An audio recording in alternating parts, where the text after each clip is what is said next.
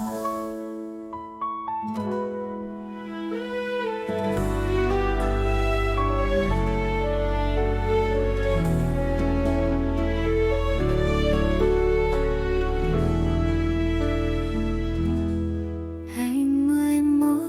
tay trong tay, vượt qua bão tố sóng gầy gian nan, tình yêu vững chắc lòng không ngừng.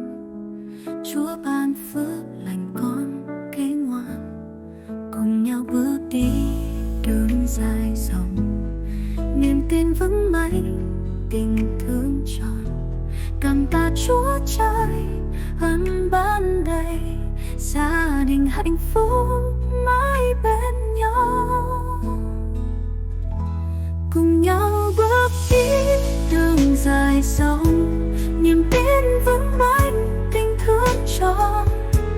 Cảm tạ Chúa Trời ân ban đầy, gia đình hạnh phúc mãi bên nhau.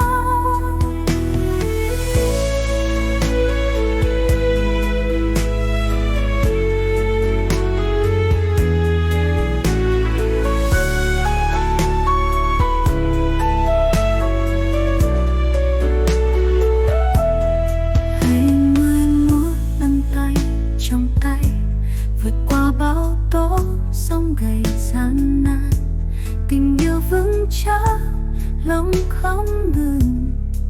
Chúa ban phước lành con kế ngoan, cùng nhau bước đi đường dài dòng, niềm tin vững mạnh, tình thương tròn. Cảm tạ Chúa Trời ân ban đầy, gia đình hạnh phúc mãi bên nhau.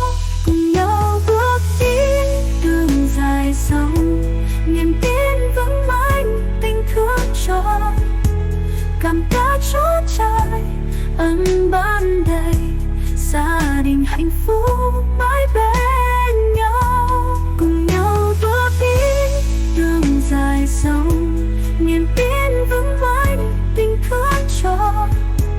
Cảm tạ Chúa Trời ân ban đầy, gia đình hạnh phúc mãi bên nhau. Cùng nhau bước đi đường dài dòng, niềm tin vững mạnh, tình thương tròn. Cảm tạ Chúa Trời ân ban đầy, gia đình hạnh phúc mãi bên nhau.